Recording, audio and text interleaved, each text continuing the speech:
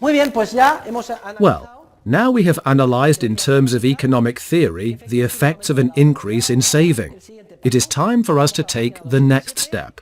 We will turn to page 347, and what is perhaps the most important section in the book, the effects of bank credit expansion unbacked by an increase in saving, the Austrian theory, or circulation credit theory of the business cycle.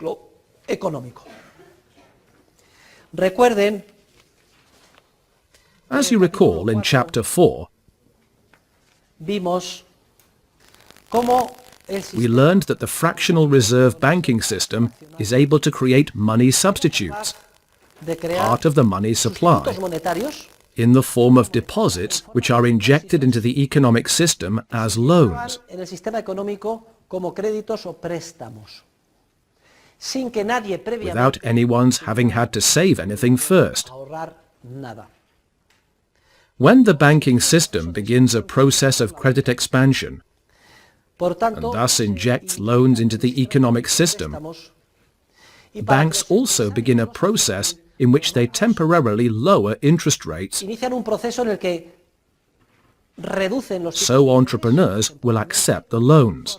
Banks woo entrepreneurs and try to entice them to request loans.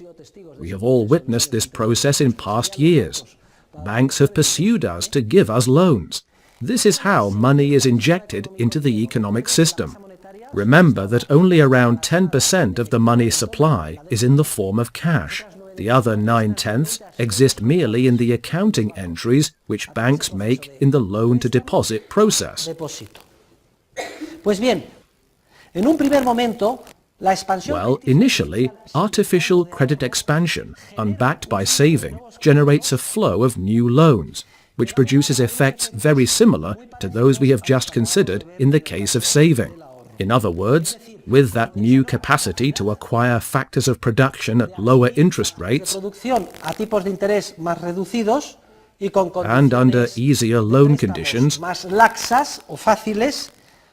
entrepreneurs rush to invest because they believe in the profitability at those lower interest rates of projects they have had in their portfolios and have not yet launched for fear they would be unprofitable.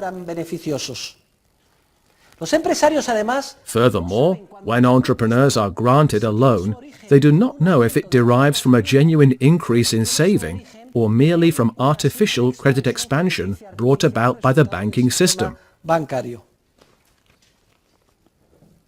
In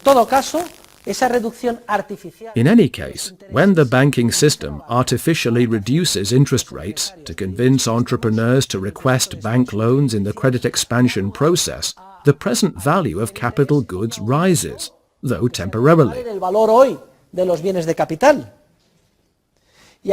And entrepreneurs think they should tackle new investment projects as if society's saving had increased, when in fact it has not, because now the process stems from mere credit expansion.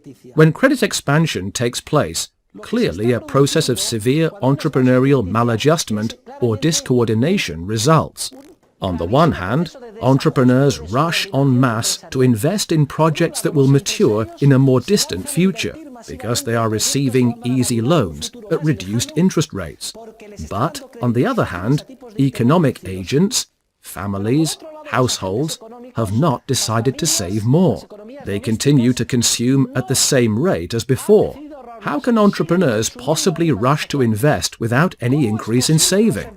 In the absence of an increase in saving, how can entrepreneurs possibly step up investment? They can do so because their projects are being temporarily financed by newly created money through a process of credit expansion. And that maladjustment, that widespread discoordination between investors, entrepreneurs, and savers who do not wish to save and continue to consume at the same rate as before, can last for months and can even stretch on for 2, 3, or 4 years. Moreover, for a period of time, it seems as if the productive structure could get longer and more capital-intensive without any need of saving. Notice that in this chart, consumption is still 100 monetary units. No one has decided to save anything. Nevertheless, some new stages have appeared, the 6th and the 7th. what has happened to the interest rate?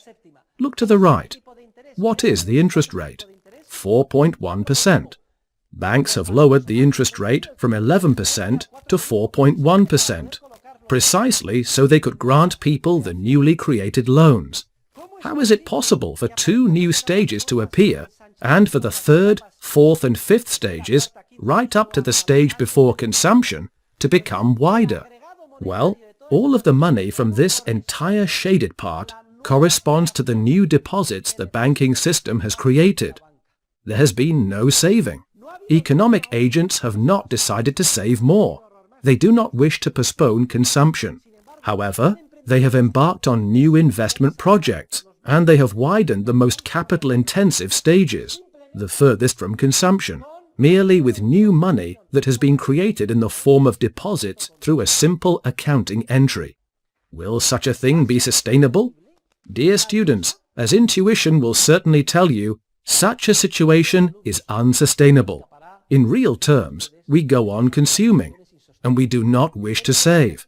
However, with tremendous optimism, entrepreneurs rush to invest because they are receiving easy loans at low interest rates. Money does not grow on trees. Sooner or later, the market, which is highly efficient in dynamic terms, will spontaneously trigger 6 microeconomic effects that will put an end to the whole process.